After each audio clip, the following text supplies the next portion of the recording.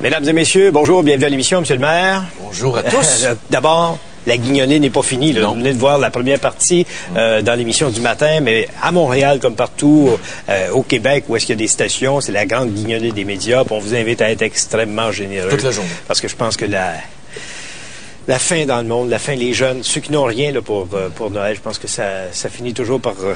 Ah non, puis les pertes d'emploi qu'on a eues au Québec dans les derniers mois. Là. Donc, il va y avoir plus de demandes. Ouais. Pensez à Gildan, là, qui perdent leur emploi, et à tous les employés d'Olimel. Même si c'est après Noël, ça reste quand même que tu dois y penser. Il faut que tu fasses des provisions. Il faut que tu joues à l'écureuil quand tu sais que ça s'en vient. Puis tu vas être frappé par une mise à pied dans un endroit où il n'y a pas 45 usines où est-ce que tu peux te replacer. Ça, Et toutes les scieries qui ont fermé dans nos régions, là, pensez à eux autres, là, puis donnez généreusement. Donnez aujourd'hui, toute la journée, des denrées non périssables ou de l'argent, tout ce qu'il faut, c'est tout ce qu'il faut, puis les gens vont se charger de redistribuer votre générosité. Bon. Ce matin, tu dois être fier de m'avoir déjà dit que la bouse de vache était plus nocive que le CO2, le gaz émis par les automobiles et les camions. Pour l'environnement. Mais là, c'est vrai ce matin parce que c'est François Cardinal qui le dit. Moi, je suis en train de me demander si j'ai une crédibilité dans le monde des médias. Ça fait 4 fois que je vous dis que la bouse de vache, c'est ce qui cause les gaz à effet de serre. Mais là, j'apprends ce matin qu'il n'y a pas juste les pets, il y a aussi les rottes. Alors, on devrait mettre les vaches au cours de politesse. Non, pas juste ça. Mais comment tu peux régler ça? À part d'abattre toutes les vaches, là. Ben, il y a Gazex. Achetez-vous des Gazex, prenez votre pilule, vous allez arrêter de péter, mesdames les... Non, mais on parle des vaches. On parle des vaches, là. On dit que ça, c'est 18%, je pensais qu'on parlait des êtres humains. Du gaz à effet de serre vient de la bouse de vache. Oui. 12% vient des émanations d'automobiles et de camions. Oui, donc, mais si ça marche pour les humains, Gazex et toutes les pilules qu'on prend, on pourrait inventer une pilule pour les vaches, les bœufs et les chevaux. Tu sais bien qu'ils y ont pensé. Je sais qu'il y a des recherches au niveau gastrique qui ont cours actuellement. Ou ce que tu fais un récupérateur de gaz. Comme il y a dans les porcheries, vous savez, les pits à marde où on met le fumier liquide de cochon, on récupère le gaz qui s'échappe puis on chauffe des fermes au complet avec ça. Tu sais, comme technologie. Ben oui. Ça fonctionne ici au Québec. Oui, ici au Québec. Oui, il y a des méga porcheries qui sont chauffées avec le gaz qu'on récupère du pit à marde. Mais attention, ne tombez pas dans le pit. Si vous êtes là-dedans, vous êtes fini. Ouais. Mais en même temps, là, quand on regarde comment les gens sont toujours en train de protester contre l'automobile, penses-tu qu'on ne devrait pas les inviter à sortir la pancarte contre les vaches? Mais tu sais que Stephen Harper protège en même temps les fermiers de l'Ouest canadien qui ont de grands troupeaux qui produisent des gaz à effet de serre. Il n'y a pas juste les industries pétrolières de l'Ouest, là. Alors, les grosses fermes, les gros ranchs de l'Ouest aussi contribuent. Et tu es en train de me dire que tu comprends un peu mieux Mme Ambrose? Pas en tout. Comment? Penses-tu qu'il y a des flatulences? Ah, t'es... Comme la femme qui était dans l'avion à Nashville, qui a fait poser l'avion parce qu'elle pétait dans l'avion. C'est le lien que je voulais faire, voyons donc, franchement. Bon. Mais Richard, tu prends-tu des Gazex, toi? Mais non. Mais quelle histoire! Quelle histoire, cette femme-là qui a craqué une allumette pour enlever les odeurs de ses flatulences. Et l'avion, évidemment, a dû se poser parce que ça sentait le soufre. Puis on a dit, il y a peut-être quelque chose dans l'avion qui peut exploser. On arrête un vol, on stoppe un avion à cause d'une femme qui a pété. Mais tu sais que quand on était étudiant, nous, à Fac de droit, c'était quoi le concours? On allumait l'allumette pas après avoir pété, on l'allumait pendant. Et ça faisait? Ça faisait style Bruquet, Butal. Moi, je l'ai jamais fait, on m'a raconté. Ah oui. Hey, indiscipliné comme tu l'es, je suis certain que tu l'as essayé. Non, mais c'est mon fantasme de l'essayer. On devrait essayer ça en ondes, toi puis moi. Non, celui qui tire le plus loin. Moi, je peux pas avoir un comportement aussi désordonné que le tien. Hein, j'ai une mauvaise influence sur toi. Non, t'en as pas. Regarde, je n'ai pas fléchi, je ne changerai pas parce que t'es un espèce de... Tu es straight pas mal, toi. Oui, je suis straight. Bon. T'aimes ça être straight, hein? Oui. T'as-tu déjà essayé des folies dans ta vie? J'en ai fait. Lesquelles? C'est pas de tes affaires. J'en reste un bouton du carnaval, du bonhomme carnaval. J'ai pas besoin de raconter ma vie ici à la télévision. C'est bien piquant. Parlant aussi d'environnement, étant donné qu'on est là-dedans, les pétrolières vont nous refiler, les pétrovoleuses vont nous refiler la taxe verte aux automobilistes à compter du 1er janvier. Ils font pas assez de profit. Elles ne sont pas capables de participer, elles aussi, à l'effort pour devenir verts. Quand tu as vu ça, là, je sais. 14, c'est quoi? C'était 14 milliards de profits pour les 3 ou 4 qu'ils engrangent. Ça a doublé au cours des 2 dernières années. Puis ils vont nous refiler la taxe C'est pas grand-chose. Mais est-ce que c'est une surprise pour toi? Quand ça avait été annoncé, tu t'en souviens, par Claude Béchard et Jean Charest, on en avait parlé et t'avais dit, je vous fais une prédiction, mesdames et messieurs, ils vont nous la refiler. Regarde, tu vois, ce que tu as prédit arrive. C'est pas surprenant.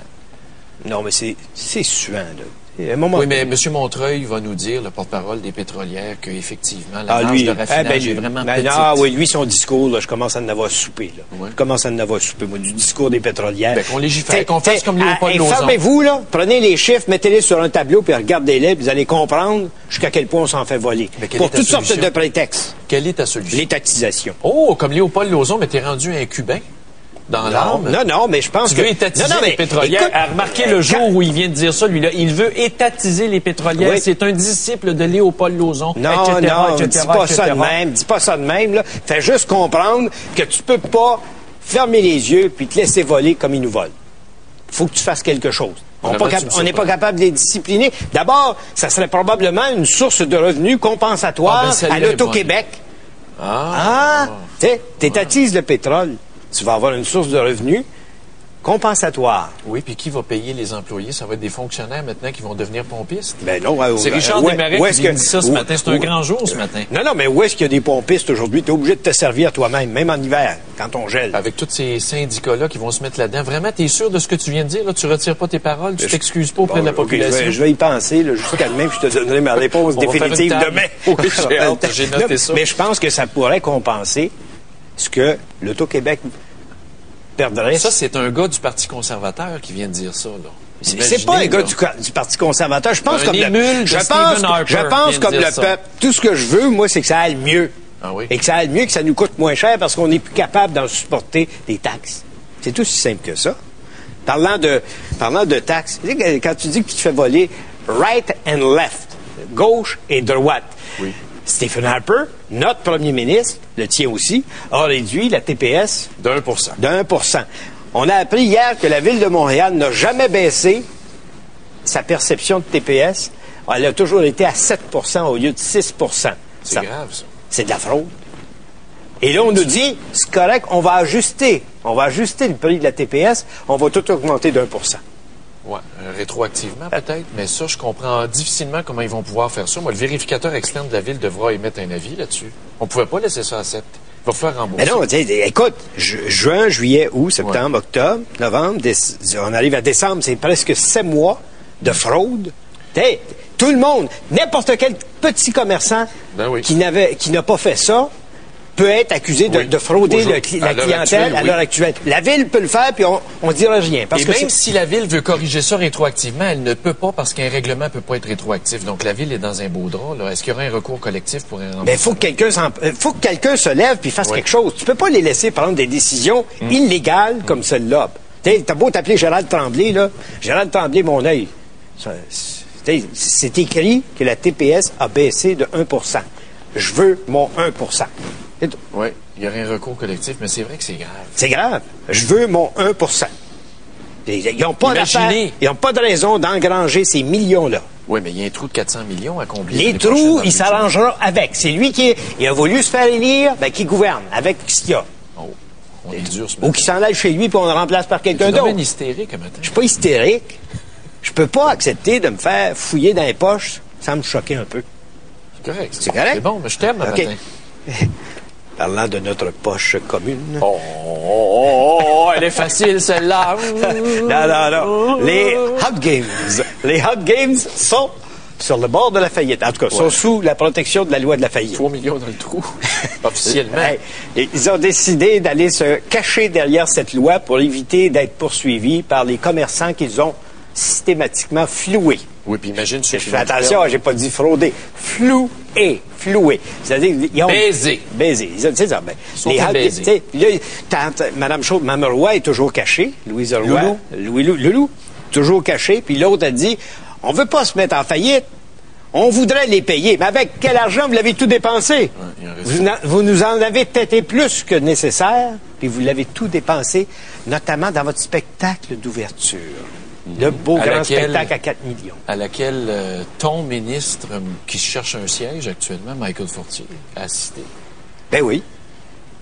Courageusement. Étiez-vous complice? Non, courageusement. Mais tu sais, là, c'est pas vraiment la communauté gay qui est responsable. Puis, À quelque part, les organisateurs supportent un blâme, mais sais-tu qui devrait supporter le blâme le plus direct? C'est Nathalie Normando et Gérald Tremblay, qui leur ont donné des chèques sans aucun contrôle. Moi, j'ai eu 800 000 $ pour rénover mes bâtiments industriels. Ouais. Nathalie Normando me donne ça. Sais-tu comment ça marche? Non. Elle décaisse l'argent sur présentation de factures autorisée et contrôlée par le ministère à la pièce. Donc, ça aurait dû marcher comme ça. Vous voulez, on va vous aider. Envoyez-nous vos factures, on va les examiner. Ça, j'autorise. Oui. Ça n'a pas d'allure. Ça marche. Mais tu sais on s'est fermé les yeux volontairement. Oui, mais ce sont nos faiseux nationaux.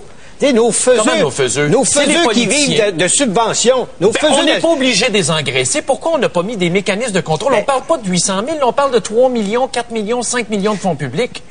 Pourquoi on l'a pas fait? Non, mais je suis d'accord avec toi. Je vais être d'accord avec toi que ça prend des mécanismes de contrôle sérieux. On le fait pour les municipalités, puis on le fait pas pour des jeux gays.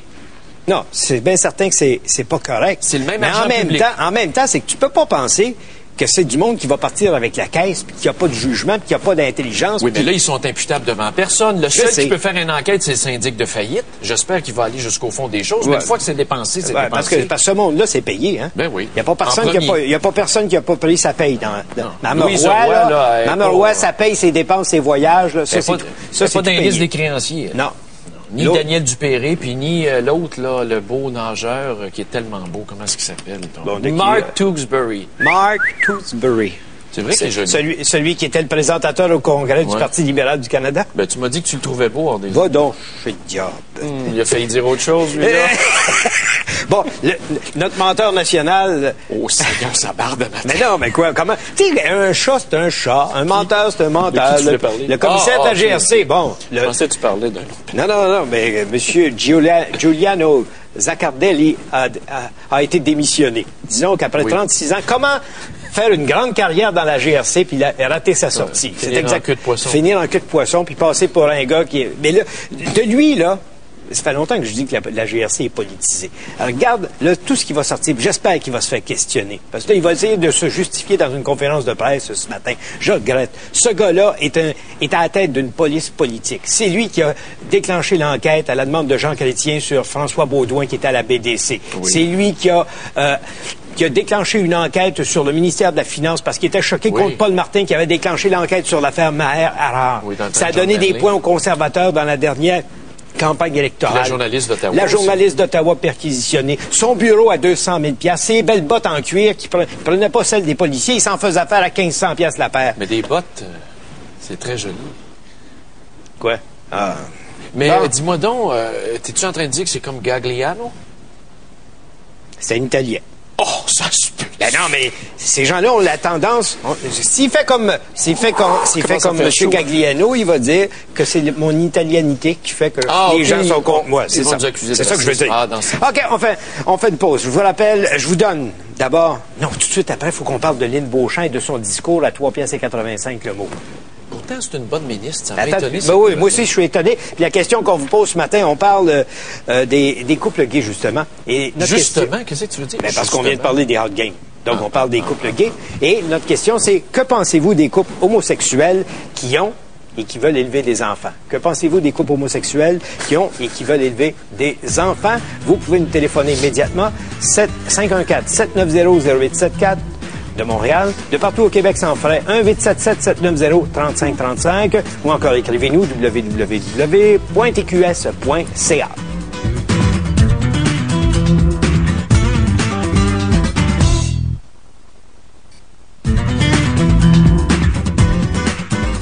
Bon, la ministre de la Culture, Lynn Beauchamp, a un goût dispendieux pour les discours. 10 350 $ pour un discours de 4 pages écrit par une agence de publicité. Moi, ça me dépasse. Tu sais, quand tu es président d'un pays ou que tu es premier ministre, habituellement, tu as ce qu'on appelle un speechwriter attitré qui fait partie de ton cabinet. On délègue jamais ça à des boîtes privées. Comment une ministre peut en arriver là? Elle a un sous-ministre, elle a des attachés politiques, un chef de cabinet. Généralement, là, j'ai travaillé pour un ministre. Le sous-ministre prépare le canevas, l'attaché politique met la chair autour de l'os. Le chef de cabinet, ensuite... fait le dernier travail avant que le discours soit livré. Oui, en réalité, quand elle donne ça à BCP... C'est quasiment nous dire en pleine face qu'elle a des incompétents qui l'entourent dans son cabinet. Puis pourtant, c'est une bonne ministre, là. Oui. On n'a rien à dire contre la C'est sorti comme une tâche, mais ça nous sort en pleine face. 10 000 piastres pour un discours prononcé devant une chambre de commerce. Combien va en prononcer par année? Oui, puis écoute, une chambre de commerce... C'est pas justifiable. C'est complètement inintéressant. Là. Je veux dire, c'était pas le discours de sa vie. Je comprends pas. Il y a quelqu'un, puis c'est peut-être pas elle. Alors, remarque, on la blâme, mais c'est-tu le chef de cabinet qui a passé la commande? Je ne sais pas. Il n'y a pas rien que ça. C'est que faut se rappeler une chose. On vient de sortir de ce qu'on appelle le scandale des commandes. En plus. La promiscuité entre les politiciens et les agences de publicité. Et en plus, celle-là, BCP, qui n'a pas été écorchée par le juge Montgomery, mais qui a mis bien de l'argent dans les poches des avocats pour s'assurer que son nom n'apparaîtrait jamais là-dedans. Qui était là, donc, dans ce Je peux pas, j'ai pas d'affaires Non, mais qui a quand même été il y a eu un paquet d'autres. Ah oui, il y a eu un paquet d'autres agences de publicité. Alors, cette promiscuité entre... Les agences de publicité, ce sont des têteux de politiciens. Gougou, là, qu'on voyait dans tous les reportages à une certaine époque, là, dans le temps de Yves Gougou, le président de BCP. Il est dans cette boîte-là. Il est dans... il is the boss. Gougou. Gougou. Monsieur Gougou. Alors, je pense... Espérons que les explications vont être plus soutenues que ce qu'elle nous a dit hier et qu'elle ne recommencera pas. Je pense pas. C'est une bonne personne. Tu sais qu'elle vient de Saint-Timothée, près de Valleyfield. Ah non, c'est correct. C'est correct ce qu'elle fait comme ministre, mais ça, t'es pas capable de justifier ça. Il y a assez de monde dans son cabinet, à la culture, en principe, du monde qui sait bien écrire, du monde qui a du vocabulaire. Non? Ah non? T'es pas sûr? Ben, je veux dire, est-ce que notre génération... Est-ce que ma génération sait écrire? La réponse, c'est non. Excusez-moi. En train de me dire qu'il y a des faiseux? Oh, des faiseux. Oui. Là comme ailleurs. Ben, OK. Bon, ce matin, la nouvelle qui nous a étonnés, c'est de voir dans les journaux la fille du vice-président. Qui t'a étonné? Non, on a parlé... Ça fait longtemps que je le savais. Ben, on le sait, mais la fille de Dick Cheney, qui est le vice-président des États-Unis, est enceinte. Ça a été un problème d'abord pour son père d'admettre, parce que publiquement, il n'aimait pas bébé ça, quand c'est sorti, qu'elle était en couple avec une...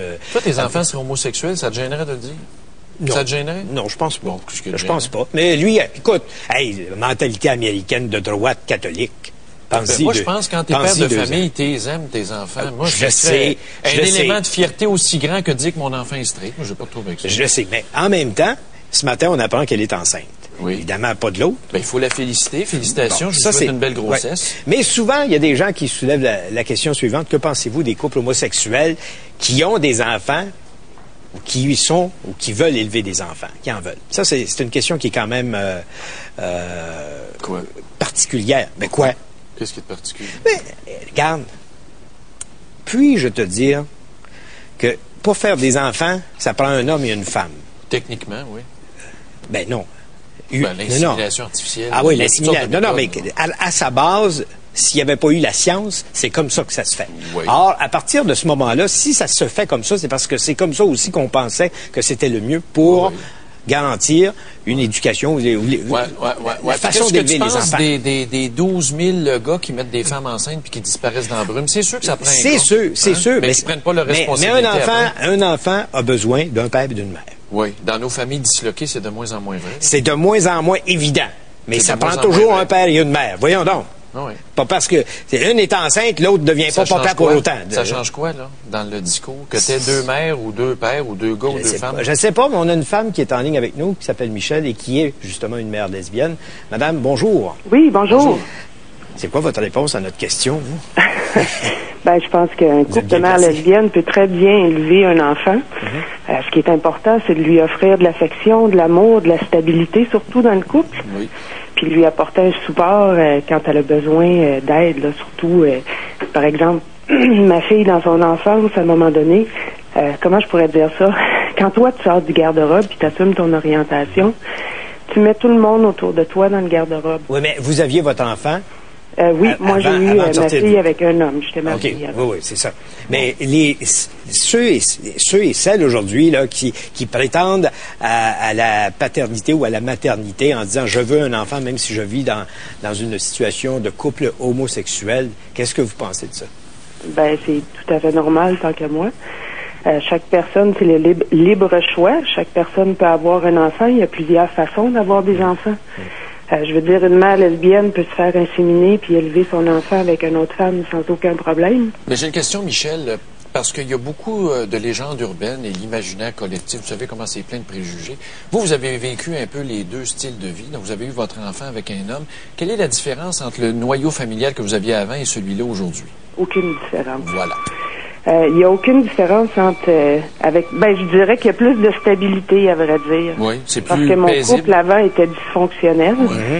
Présentement, je suis dans un couple qui est très fonctionnel, ça va très bien. Mais votre fille a un père.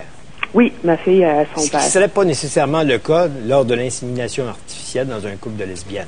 Oui, mais ça, Oui, mais je dirais que dans un cas semblable, il y a toujours une figure masculine autour. Il y a toujours un mononcle, un cousin, pour se rattacher. un voisin. Oh oui. Mais c'est Mais pas... vous n'allez pas me comparer le mononcle à un père. Non, mais tu sais, avec le genre d'homme, des fois, qu'on a dans nos familles, c'est peut-être mieux d'avoir quelqu'un en périphérie, moi te le dire.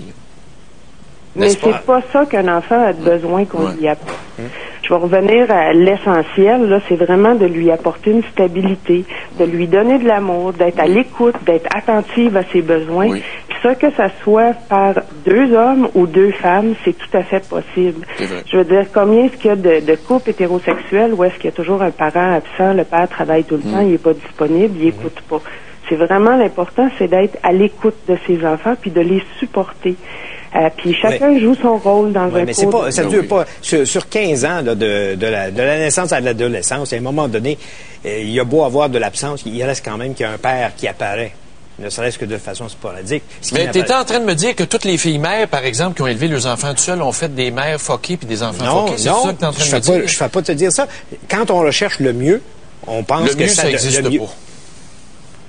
J'insiste encore sur la stabilité parce que moi, je suis d'une famille monoparentale. vous êtes- J'ai jamais eu de père dans le décor, puis ça fait pas de moi Voilà. une personne avec des difficultés aujourd'hui. Puis je suis complètement capable d'élever un enfant puis de lui donner ce qu'elle a besoin. Merci Bravo, beaucoup, Michel. Michel. Merci, bravo. Merci d'avoir été avec nous.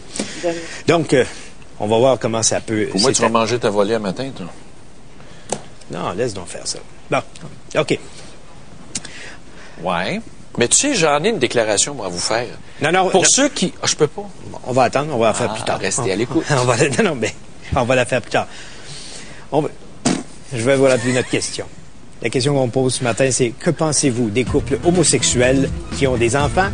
Et on va prendre vos opinions, vos vécus si vous en avez, tout de suite après cette courte pause.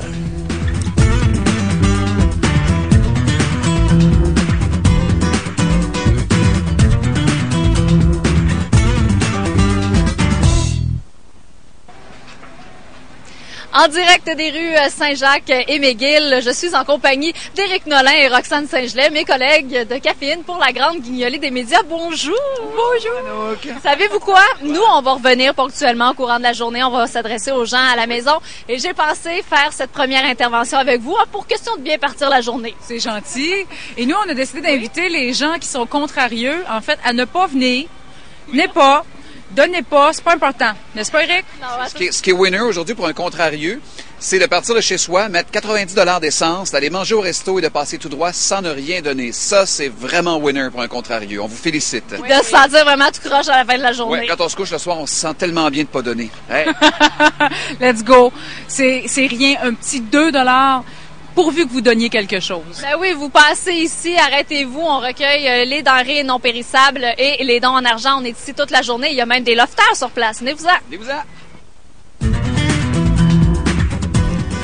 Alors, que pensez-vous des couples homosexuels qui veulent avoir ou qui ont des enfants qui les élèvent? Parce que Que de préjugés. c'est pas juste un préjugé. Regarde ce que Jérôme à Québec dit. Imaginez à l'école les enfants. Comment c'est méchant. T'arrives à l'école, tu dis, bon, ma mère c'est Jeanne, puis mon père c'est Carole. Ouais. C'est peut-être moins pire que mon père me bat puis m'abuse sexuellement. T'as raison sur ce plan-là, oui. Il y a des familles dysfonctionnelles. C'est quoi le problème? Mais ce n'est pas le lot de la majorité des familles. Non. Non, La majorité des couples finissent par un divorce, ça tu le savais. pas la La majorité. majorité des couples qui se Ouais. marient au Québec. Et savez-vous quoi? Avant qu'on commence le débat, juste un petit bout. Vous savez, ceux qui ont peur, admettons 2 gars qui élèvent un enfant, là, qui aurait une mauvaise influence, puis les enfants vont tous devenir homosexuels. Moi, j'aimerais rappeler que tous les homosexuels aujourd'hui sont tous issus de familles straight, sans exception. Fait que ressortez-moi pas l'exemple de la mauvaise influence sur la progéniture. Ça marche pas. On a plein d'appels. On commence avec un appel de Laval. C'est Laurence qui est en ligne. Bonjour. On vous écoute. Oui, bonjour. Premièrement, je voudrais vous féliciter pour votre émission. Merci. Moi, ça me dérangerait pas du tout ça me dérange pas du tout que les hommes élèvent des enfants. Moi-même, mon cousin, il est lié dans ma famille et il a un repère présentement et je serais même très heureux pour eux autres qu'ils puissent élever un enfant. Oui. Et ensuite, ils sont pas caves, d'une certaine façon, je veux dire caves, là, mais bon, ils sont pas niaiseux, ils sont capables de se dire, on va pas leur transmettre l'homosexualité, c'est juste de savoir les écouter. Et ça finit là. C'est ça, l'éducation d'un enfant, là, je veux dire, un homme ou une femme peut faire ça, donc 2 hommes ou 2 femmes peuvent le faire aussi. C'est quoi le problème? Mais la nature humaine n'a pas été bâtie comme ça. Ils peuvent le faire, mais la nature humaine n'a pas été bâtie pour ça. Une chance qu'on n'ait pas toutes faites sur le même modèle de char, hein, ça serait plate en maudit. C'est pas une question d'être plate, c'est une question d'être efficace. Hey, c'est grave, ça. Mais non. Merci, Laurence, de votre appel. On va à la Shawinigan. Micheline, bonjour. Bonjour, félicitations pour votre émission. Merci, c'est excellent. Moi, je suis contre dans un sens parce que j'ai été mariée 2 fois. J'ai eu une fille et un garçon. Ma fille n'a jamais vu son père et jamais il est venu la chercher. Tandis que mon fils, son père venait le chercher. Quand elle est allée à l'école, c'est ça le problème. Quand elle a commencé l'école, on lui demandait toujours pourquoi t'as pas de père, toi, Nathalie. Ouais. Hein? Mais mon fils, lui, avait son père. Elle pleurait quand son père venait la chercher, le chercher. Tandis qu'elle n'avait pas. Oui, mais Micheline, le problème n'est pas justement l'absence. Le problème dans ce cas-là, c'est l'absence d'un des 2 parents. C'est pas le sexe du parent, c'est l'absence du parent. Je suis d'accord, mais un père manque à son enfant. Il manque à cet enfant-là. Il manque quand il n'est pas là, surtout. Hein. Oui. Quand il est complètement absent, puis qu'il le fait, cet enfant-là. Oui. C'est très dur pour l'enfant. Mais quand on dit que dans les couples homosexuels, les gens sont peut-être plus rapprochés, moins désunis que la famille qu'on connaît aujourd'hui, donc il y aurait une présence. Il y aurait pas. Alors pourquoi vous êtes contre? Moi, je suis contre dans un sens parce que comme nous, on peut se divorcer.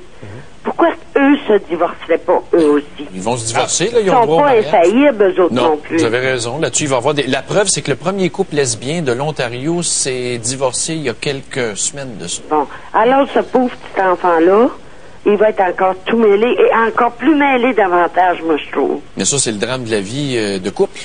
C'est le drame de la vie de couple normale. Oui. Il y a encore bien moins la vie de couple. Oui, mais regardez bien, Micheline, merci de votre appel. Regarde bien la situation. Quand tu divorces, un homme et une femme, tu as un lien de sang entre l'homme, la femme et l'enfant. Ben, pas mais nécessairement, quand ça divorce dans un couple de lesbiennes ou de... Pas nécessairement. Il y en a qui adoptent leurs enfants, ils n'ont pas de lien de sang. Je parle du normal. Mais c'est quoi, toi, du normal? Ben, ça veut dire quoi, du normal? Tu veux dire la majorité? Non, non. La majorité.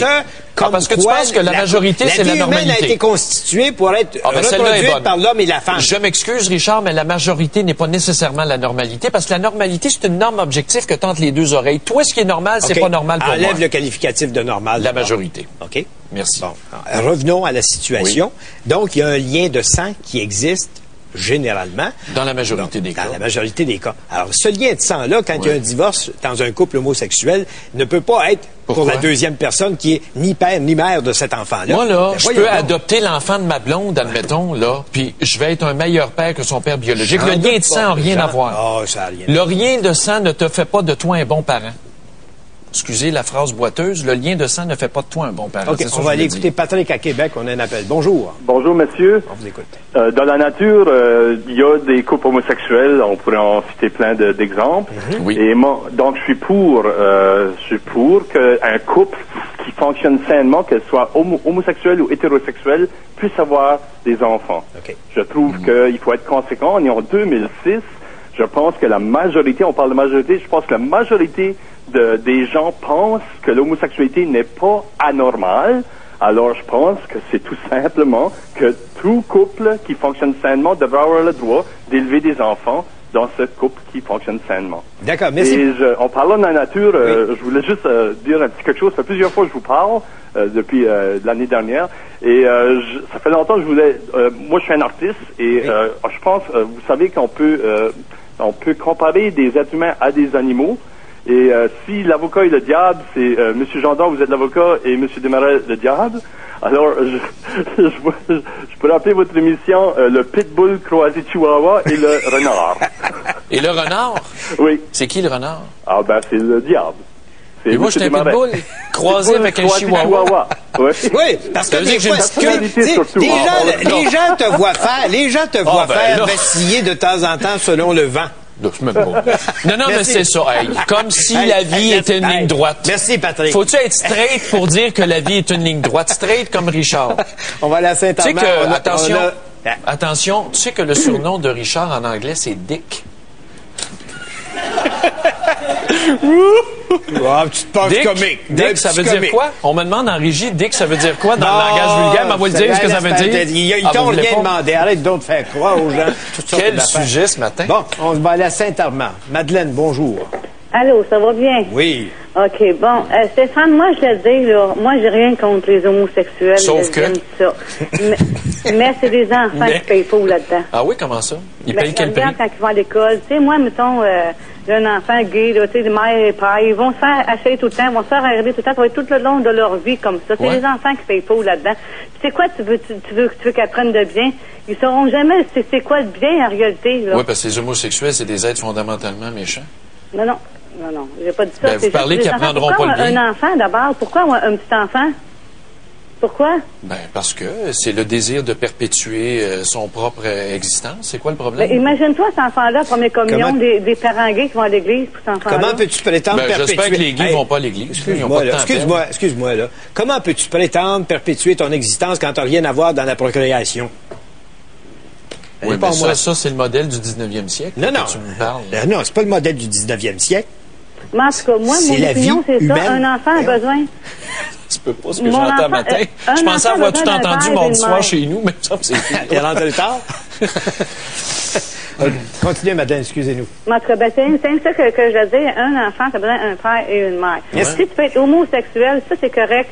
Fais-le, mais nuis pas des enfants. Ça, c'est la vie des enfants. Les méchants, ils sont tous méchants, les enfants d'école, là. Imagine les regards qu'ils vont avoir tous les jours, le combat d'aller à l'école tout le temps, la peur d'aller à l'école parce que ils vont se faire intimider tout le temps. Mais Madeleine, sans ça, on changera jamais les mentalités. On peut se mettre démissionner tout de suite. La société évolue. Non, mais regarde, les homosexuels qui restent homosexuels en amour, les lesbiennes qui restent comme ça, mais qui se mêlent de ça, qui impliquent pas des enfants là-dedans. Les enfants ne méritent pas cette méchanceté-là comme ça. Ça ne mérite pas un rythme de vie comme ça non plus. Ah oui, qu'est-ce qu'ils ont dans le rythme de vie qui marche pas? Ben regarde, pour le fun, leur première communion à l'église. Drette là à l'église. Mais oui, mais les gays vont pas à l'église, ils n'ont pas de temps à perdre. Ils croient pas à ces affaires-là. Mais c'est important à l'église quand même. Ah là, oui? Pour pas... Stéphane, je t'aime bien, t'es bien ouvert. Puis toi, René, je te trouve un peu vieux jeu. C'est encore bien beaucoup vieux jeu. Non, mais c'est bien le fun de voir aller. Merci. Merci. Bon, c'est assez.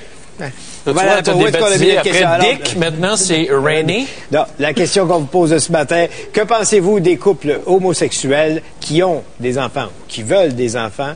Et puis, si vous avez des expériences particulières à nous raconter, on veut vous entendre sur le sujet.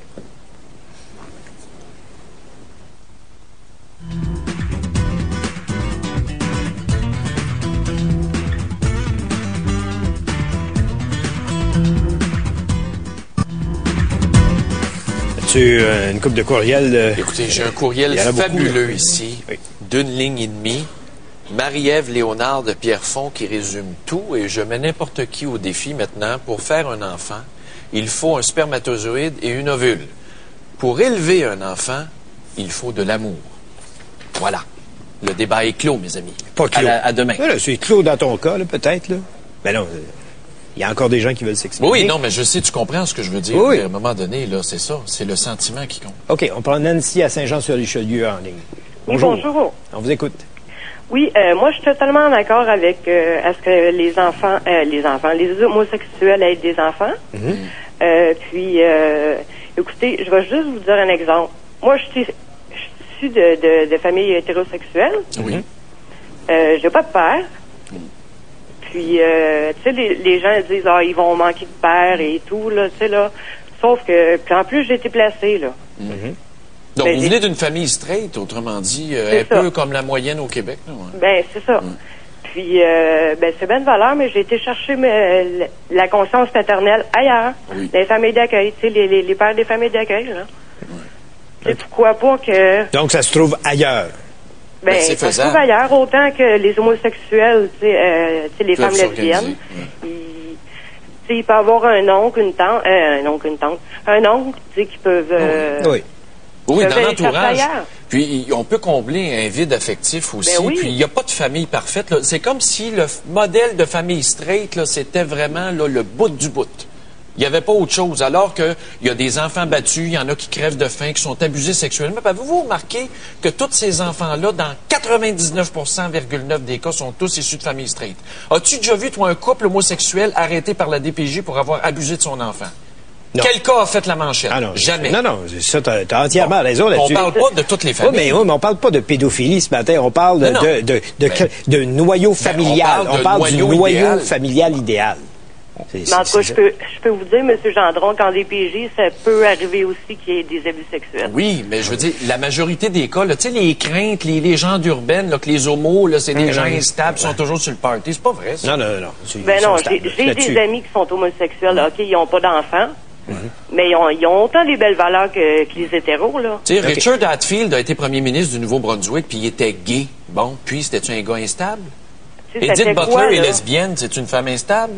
Faut arrêter de se mettre des barrières, là. Ouais. Ah oui. Je veux dire, c'est du monde comme nous autres. OK. Merci, Nancy. À Shawinigan, maintenant. Jean-François. Bonjour. Bonjour. On vous écoute. Et je voudrais remarquer qu'il y a des couples hétérosexuels que leurs enfants crèvent de faim. C'est la guignolée aujourd'hui. Il faut se le rappeler. Il y a des enfants qui crèvent de faim. Il y a des familles monoparentales, autant qui vont être élevées par une femme, qui vont être élevées par un homme. Oui, aussi. Ben oui, de plus en plus. Puis c'est pas parce que l'enfant va être élevé. Si l'enfant est élevé dans l'amour, puis il est élevé c'est un enfant qui est très bien encadré, cet enfant-là va avoir une évolution tout à fait normale. Arrêtons de se mettre des barrières puis dire, puis en plus, là, je fais remarquer à la dame qui a appelé tout à l'heure, Madeleine, là, que les enfants sont beaucoup plus allumés aujourd'hui. Oui. Les enfants qui sont méchants, c'est des enfants qui vont aller taxer les autres. C'est les plus forts qui vont aller s'attaquer aux plus faibles.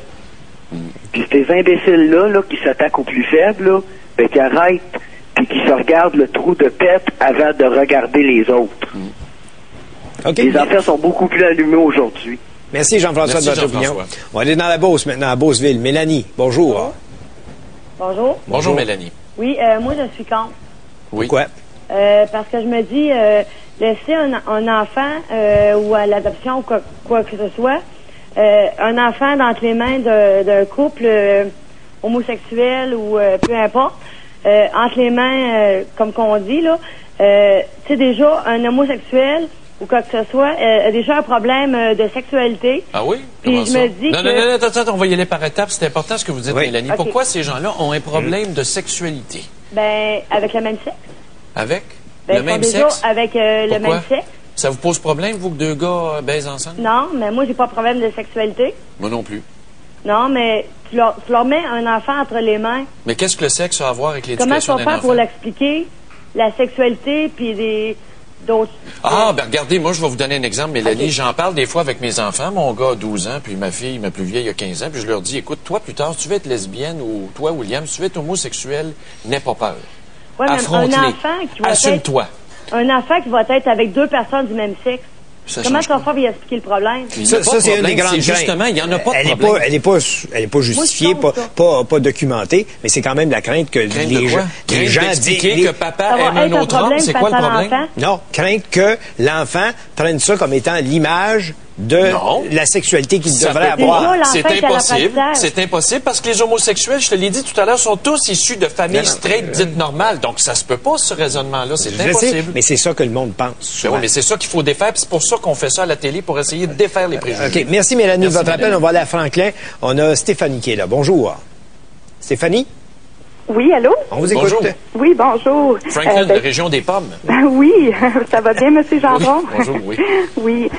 Moi, c'était juste pour dire, je suis d'accord avec l'homosexualité, je vois rien de mal à ça. J'ai fait du ballet classique pendant une bonne partie de ma vie. J'ai côtoyé beaucoup d'homosexualité, que ce soit lesbienne, que ce soit homme. Donc, je verrais aucun problème à ce qu'il y ait un enfant. Comme vous avez dit tantôt, un enfant, ça a besoin d'amour, ça a besoin de sécurité. Donc, que ce soit deux hommes, deux femmes, un homme, une femme, je vois pas de différence. Puis vous avez dit aussi tantôt que c'est pas naturel pour deux hommes d'être ensemble. Je peux vous dire que la pénétration anale est faite autant chez le couple femme-homme que chez le homme-homme. Donc, c'est aussi naturel que moi et mon conjoint, si on dit que deux hommes le font ensemble. Ah, c'est juste une question de mécanique, Richard. La naturelle. Toi, c'est parce que Richard, c'est le véhicule qui te manque. Là, il est charlie pas. Tu sais, le naturel n'était pas en regard de l'acte sexuel. Le naturel était en fonction de ce que la nature, du début de la nature humaine jusqu'à nos jours. Ah, t'es-tu en train de me parler d'Adam et Ève, toi, là? Oui. Adam et Ève qui a couché avec son gars pour assurer sa descendance. Tu sais que l'Église catholique est basée sur l'inceste. Oui, c'est ça, c'est de l'histoire religieuse. Il y en a qui croient ça au pied de la lettre. Je le sais. Qui véhiculent ces valeurs-là. Mais s'il n'y avait pas eu un homme et une femme, pour commencer, tu ne serais pas là, toi non plus. Oui, mais ils font quand même la même chose que nous. On peut s'entendre là-dessus? Oui, on peut s'entendre quand même. Là. Puis juste la dernière chose, quand on dit les enfants qui vont à l'école, qui ont des parents homosexuels, oui, ça peut être un petit peu touchy, comme on dit, sauf que ça, c'est un petit peu peut-être la faute des parents qui sont pas capables d'en parler à leurs enfants, que eux soient homosexuels ou non. Les enfants devraient quand même être au courant là, à un certain âge de qu'est-ce qui se passe. Merci beaucoup, Stéphanie. Merci. On va aller retrouver Jean-Luc Lavallée. Jean-Luc Lavallée à Québec, qui remplace Dave aujourd'hui. Bonjour. Bonjour, comment ça va? Ça va bien. Votre sujet au Grand Journal ce midi? C'est incontournable. Hein? C'est la grande guignolée des médias aujourd'hui, 6e édition. Mais on a décidé de poser une question un peu plus mouton noir, disons, ce midi. Bon. Les pauvres peuvent-ils se sortir de la misère? Difficilement.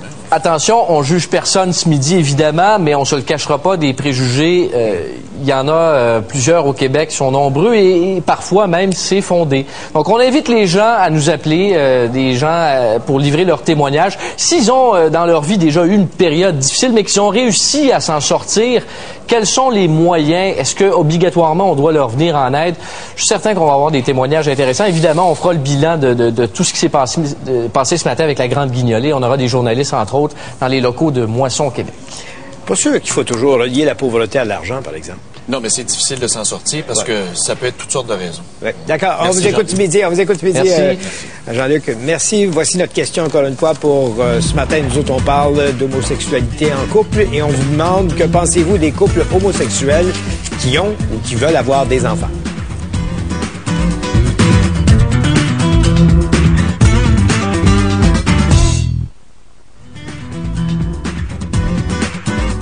Depuis le début de l'émission, ce sont des gens qui s'expriment en fonction de leur volonté d'avoir ou d'élever des enfants ou de ce qu'ils ont vécu comme parents.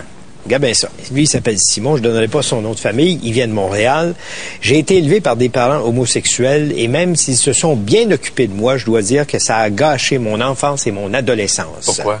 Pour les valeurs transmises, qu'il nous dit. Quelle valeur? Quand on est élevé de même, on se tient à l'écart, on n'invite personne à la maison, on a honte parce qu'on n'a pas des parents. Écoute, c'est lui, là, c'est pas moi, là, il y a 30 ans, c'est ça qui est arrivé. Est-ce que ses parents, entre guillemets, vivaient dans le garde-robe? Non, Est-ce qu'ils ils se sont bien occupés de moi. Ils se sont bien occupés de moi, mais ça a gâché ma vie. C'est pas ça la question, Richard. Quand tu dis la transmission des valeurs, est-ce que ces parents-là se cachaient, vivaient dans le garde-robe? Est-ce qu'ils étaient fiers? Est-ce qu'ils l'assumaient, leur orientation? On ne le sait pas, l'histoire le dit pas. Ouais, moi, j'en ai un autre. Est-ce que ça se peut que l'enfant ait de la misère à l'assumer? Oui, mais si tu n'as pas pris le temps de l'expliquer, si tu n'as pas pris le temps de si tu l'expliques, il y a des gens qui ont de la misère à assumer ces choses-là. Regarde ici, Anne-Marie Drodden qui dit « C'est dégueulasse. J'espère que mes enfants ne seront pas gays car je leur ai dit que je préfère ne plus les voir si c'est le cas. » Imaginez, c'est mère de famille, ça. On va à la Sainte-Thérèse. Après, on se demande pourquoi les gays se suicident en plus grand nombre sur la planète au Québec. Comment ça se fait que les jeunes garçons gays découvrent leur homosexualité puis se suicident? Savez-vous pourquoi? C'est à cause du monde comme Anne-Marie, des intolérants. On a un appel de Sainte-Thérèse. Mélanie, bonjour. Bonjour. On vous écoute. Moi, je suis d'accord avec M. Gendron. Effectivement, je trouve ça épouvantable. Moi, je suis lesbienne. Mes parents étaient hétérosexuels. Puis, je pense pas que je suis devenue lesbienne parce que à cause de mes parents. Donc, c'est en moi. Puis, mes parents ont pas le choix de m'accepter comme ça. C'est ma façon d'être. Je peux pas changer. Ça serait comme de me dire d'arrêter de m'appeler Mélanie. Voulez-vous avoir des enfants? J'espère bien un jour, oui. Puis, tu sais, comme il y a une madame qui disait qu'il n'y avait pas de lien entre un enfant adopté puis une famille gay, je considère que, vu comme ça, n'importe quelle famille hétérosexuelle qui adopte un enfant n'a pas de lien avec cet enfant-là. Ouais. Alors que c'est complètement l'inverse, ben oui. Ben oui, c'est ça, c'est un peu évident de penser ça, là. Moi, je me dis, une famille gay peut élever aussi bien un enfant, comme M. Gendron disait, c'est de l'amour l'important. Ma sœur est lesbienne, elle est en couple depuis 10 ans. Elle a un enfant avec sa conjointe, ça va super bien, l'enfant a des belles valeurs. Elle sait que ses parents sont pas comme les autres, elle sait que c'est pas la norme pour tout le monde, mais elle l'accepte, elle vit bien avec ça. C'est sûr qu'il y a certains enfants qui vont l'achaler avec des petites niaiseries par rapport à ça, mais elle est capable de se défendre parce que ses valeurs sont là. Je vais vous poser une question. Oui. Pour vous comme pour votre sœur. Arrive un divorce. L'enfant s'en va de quel côté? Ben, dans notre situation, nous, l'enfant est né de la copine de ma sœur. C'est vraiment un enfant biologique qui est sorti d'elle. Donc, naturellement, l'enfant serait automatiquement avec elle puisque c'est son sang. Puis s'il y a une chicane, c'est sûr qu'il va y avoir une chicane quand même. Ben, je vous dirais franchement que j'ai un frère qui n'est pas hétérosexuel, qui a un enfant et qui a des chicanes quand même. Ben oui, puis c'est le juge. De toute façon, les gardes d'enfants, ça serait toujours devant le juge. C'est le juge qui juge dans l'intérêt de l'enfant. C'est juste ça, c'est le critère. Tu sais, l'état de parent, c'est un état d'esprit. C'est pas biologique. Je pense que c'est le parent qui doit... Moi, je pense que ma sœur est assez grande pour... s'il y a un problème, pour parler avec sa conjointe puis régler les choses entre elles. Okay. Merci, Mélanie. Merci, Mélanie. Merci. Je posais la question parce que j'ai justement ici un type de l'île Perrault qui me disait, il dit, qu'est-ce qui arrive? Est-ce que c'est le parent biologique qui doit gagner devant le tribunal s'il arrive à un moment de séparation? C'est toujours l'intérêt de l'enfant. Je meurs demain matin, puis ma conjointe pourra avoir la garde de ma fille biologique, même si c'est pas mère. OK. Merci d'avoir été là. Merci d'avoir participé. On se voit demain.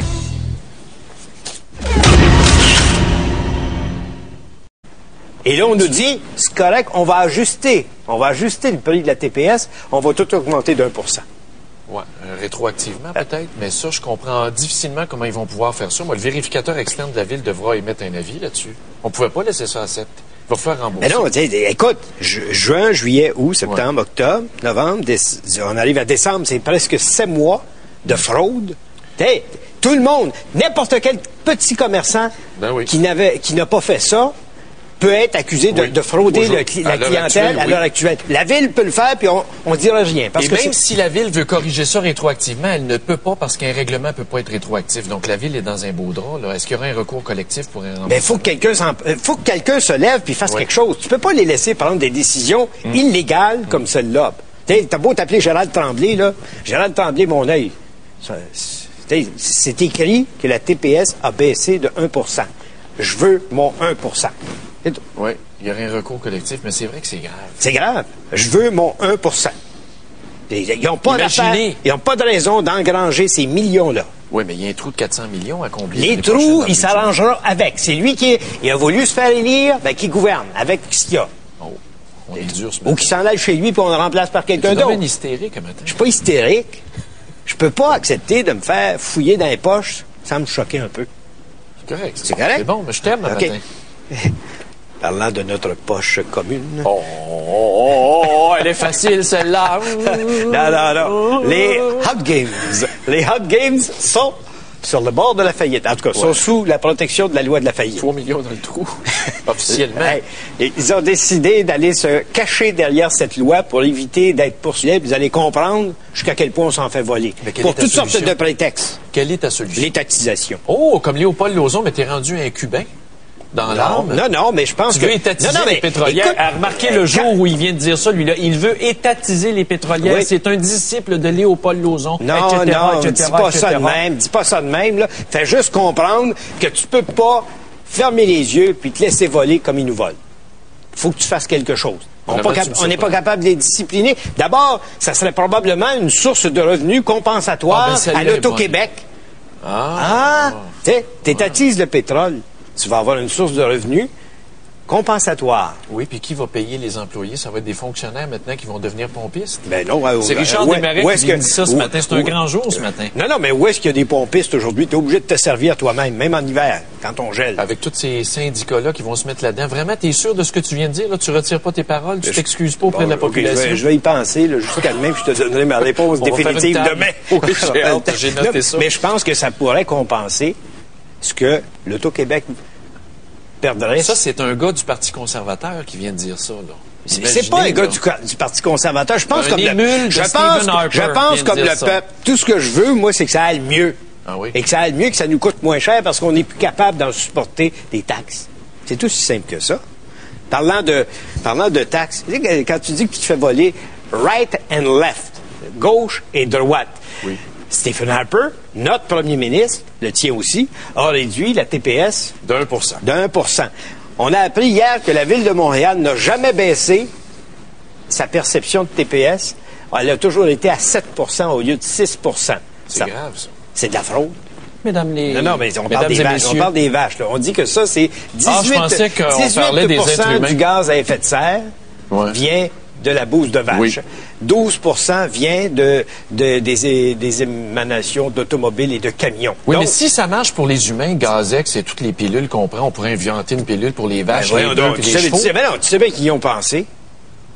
Je sais qu'il y a des recherches au niveau gastrique qui ont cours actuellement. Ou ce que tu fais un récupérateur de gaz. Comme il y a dans les porcheries, vous savez, les pétamardes où on met le fumier liquide de cochon, on récupère le gaz qui s'échappe puis on chauffe des fermes au complet avec ça. Tu sais, comme technologie. Ben oui. Ça fonctionne ici au Québec. Oui, ici au Québec. Oui, il y a des méga porcheries qui sont chauffées avec le gaz qu'on récupère du pétamarde. Mais attention, ne tombez pas dans le pit. Si vous êtes là-dedans, vous êtes fini. Ouais. Mais en même temps, là, quand on regarde comment les gens sont toujours en train de protester contre l'automobile, penses-tu qu'on ne devrait pas les inviter à sortir la pancarte contre les vaches? Mais tu sais que Stephen Harper protège en même temps les fermiers de l'Ouest canadien qui ont de grands troupeaux qui produisent des gaz à effet de serre. Il n'y a pas juste les industries pétrolières de l'Ouest, là. Alors, les grosses fermes, les gros ranchs de l'Ouest aussi contribuent. Es-tu en train de me dire que tu comprends un peu mieux Mme Ambrose? Pas en tout. Comment? Penses-tu qu'elle a des flatulences? t'es... Comme la femme qui était dans l'avion à Nashville, qui a fait poser l'avion parce qu'elle pétait dans l'avion. C'est le lien que je voulais faire, voyons donc, franchement. Bon. Richard, tu prends-tu tes Gazex, toi? Mais non. Mais quelle histoire! Quelle histoire, cette femme-là qui a craqué une allumette pour enlever les odeurs de ses flatulences. Et l'avion, évidemment, a dû se poser parce que ça sentait le soufre. Puis on a dit, il y a peut-être quelque chose dans l'avion qui peut exploser. On arrête un vol, on stoppe un avion à cause d'une femme qui a pété. Mais tu sais que quand on était étudiant, nous, à fac de droit, c'était quoi le concours? On allumait l'allumette pas après avoir pété, on l'allumait pendant. Et ça faisait? Ça faisait style Bruquet, Butin. Moi, je l'ai jamais fait, on m'a raconté. Ah oui. Hey, indiscipliné comme tu l'es, je suis certain que tu l'as essayé. Non, mais c'est mon fantasme de l'essayer. On devrait essayer ça en ondes, toi puis moi. Non, celui qui tire le plus loin. Moi, je peux pas avoir un comportement aussi désordonné que le tien. Hein, j'ai une mauvaise influence sur toi. Non, t'en as pas. Regarde, je n'ai pas fléchi, je ne changerai pas parce que t'es un espèce de... Tu es straight pas mal, toi. Oui, je suis straight.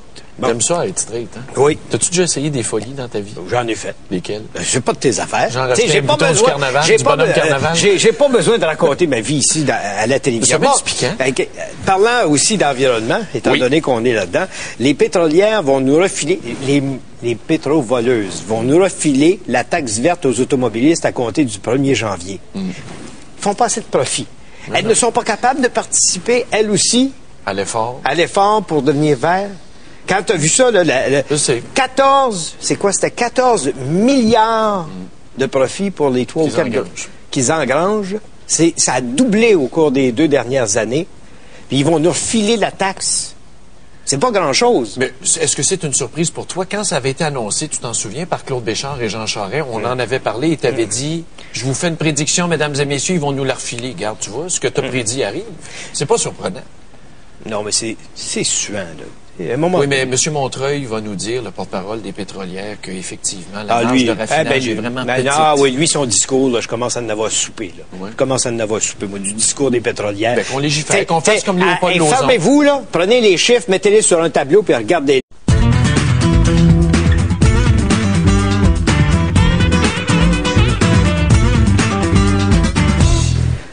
Mesdames et messieurs, bonjour, bienvenue à l'émission, Monsieur le maire. Bonjour à tous. D'abord, la guignolée n'est pas finie. Là. Vous venez de voir la première partie dans l'émission du matin, mais à Montréal, comme partout au Québec, où est-ce qu'il y a des stations, c'est la grande guignolée des médias. Puis on vous invite à être extrêmement généreux. Toute la journée. Parce que je pense que la faim dans le monde, la faim, les jeunes, ceux qui n'ont rien là, pour Noël, je pense que ça finit toujours par...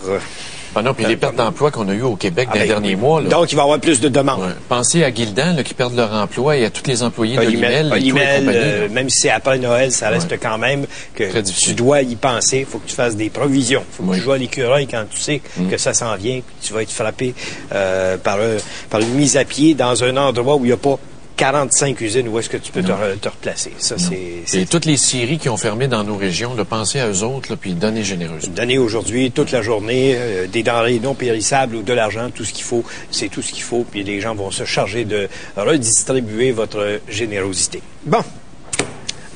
Ce matin, tu dois être fier de m'avoir déjà dit que la bouse de vache était plus nocive que le CO2, le gaz émis par les automobiles et les camions pour l'environnement. Mais là, c'est vrai ce matin parce que c'est François Cardinal qui le dit.